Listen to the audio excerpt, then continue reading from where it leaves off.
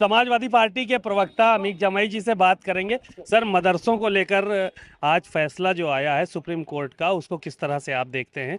क्योंकि ये कहा जा रहा था कि भारतीय जनता पार्टी की जो सरकार है, जो यहाँ के अफसर हैं, वो मदरसों को चलने नहीं देना चाहते। ये आरोप आप ही लोग जो है वो लगाते थे।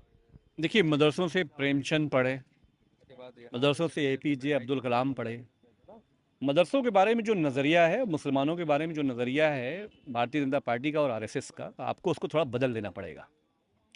ये जो सब, या तो आप सबका विश्वास बोलिए, या तो दुबई में आप मस्जिदों में शेखों के साथ जो तस्वीरें खिंचवा रहे हैं उसको बंद कर दीजिए आप। सुप्रीम कोर्ट ने जो आज फैसला दिया है, पूरे देश को इसी बात की उम्मीद थी, वही हुआ है। और जैसे हमारा संस्कृत बोर्ड चलता है वैसे ही मदरसा बोर्ड रन करता है। और पूरे देश में मुसलमानों की आबादी के 1.5% ही बच्चे मदरसा बोर्ड में पढ़ते हैं।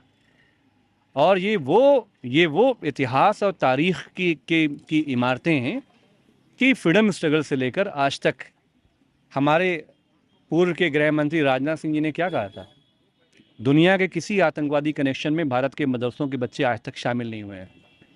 लेकिन उसके बावजूद बीजेपी आरएसएस का मुसलमानों के बारे में एक विचार है, वो उनको आतंकवादी समझते हैं, वो मुसलमानों के देश प्रेम पे शक करते हैं।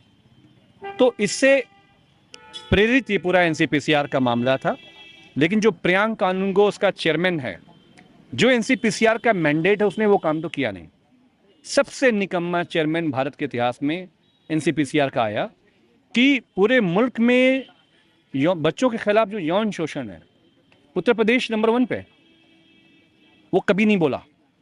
बजरंग दल का ऑफिस बना के मुसलमानों के खिलाफ सुबह शाम कैंपेन करना, तो उसको तो सोशल मीडिया में रख लेना चाहिए था, वहाँ पे हेट स्पीच रोजाना करते वो।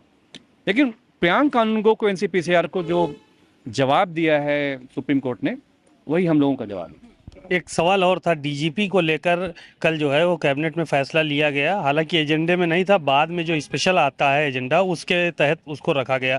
और अब कोई पैनल जो है वो भेजा नहीं जाएगा, अब यहीं पे फैसला हो जाएगा। देखिए, दो बातें, यूपीएससी किसका है? जो हमारे मुल्क के बड़े पिलर हैं, इंस्टीट्यूशंस हैं, यूपीएससी भी तो केंद्र सरकार के ही नीति में है। तो क्या आदरणीय मुख्यमंत्री जी को केंद्र सरकार के यूपीएससी से कोई असहमति है? जो नाम यूपीएससी के यहाँ जाता है वो कोई अमित शाह जी तो भेजते नहीं है, वो नाम तो लखनऊ से जाता। 3 नाम जो कॉम्पिटेंट होते, तो यूपीएससी सीनियरिटी की बुनियाद पर और ट्रैक रिकॉर्ड देख के उनके फैसले करता है। लेकिन मुकुल गोयल जी को आपने कहा कि वो इनकॉम्पिटेंट आदमी है, वो निकम्मा आदमी है, वो काम का आदमी नहीं है, तो आपने 2 साल से पहले हटा दिया। अब आपने कहा कि प्रकाश सिंह बनाम राज्य का 2006 का जो फैसला है, उसके तहत हमारे पास कानून बनाने का निर्देश है। लेकिन उस कानून में 3 बातें कही गई हैं।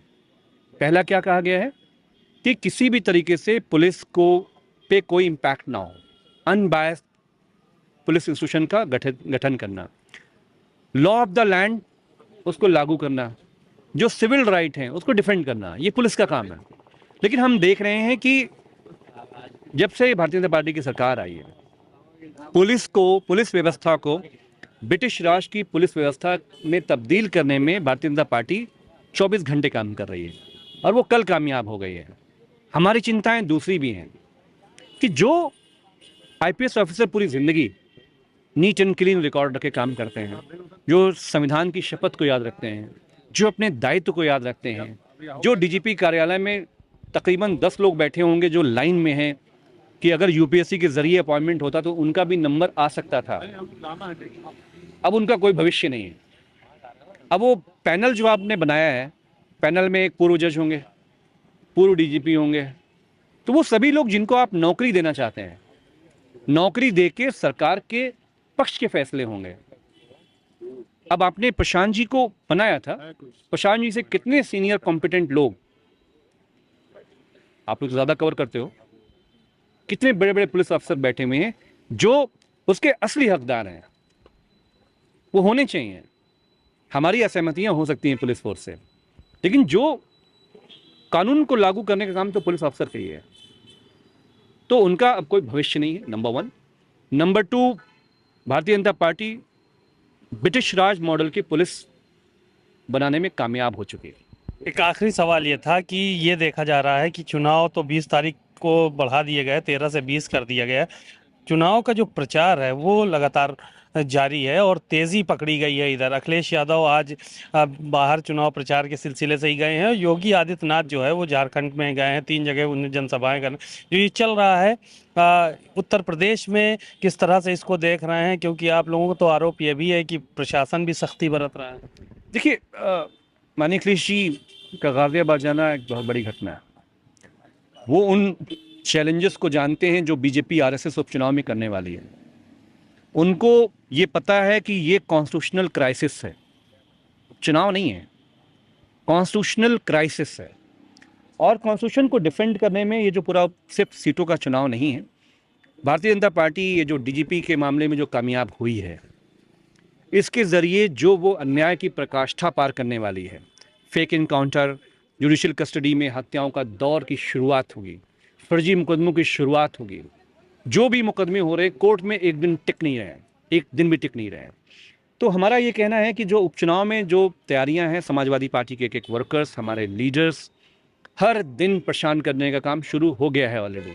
लेकिन जो डेमोक्रेटिक फ्रेमवर्क में समाजवादी पार्टी के लोग जो लड़ सकते हैं, और हम चाहेंगे कि इलेक्शन कमीशन बताए कि उसके पास रीढ़ की हड्डी भी है।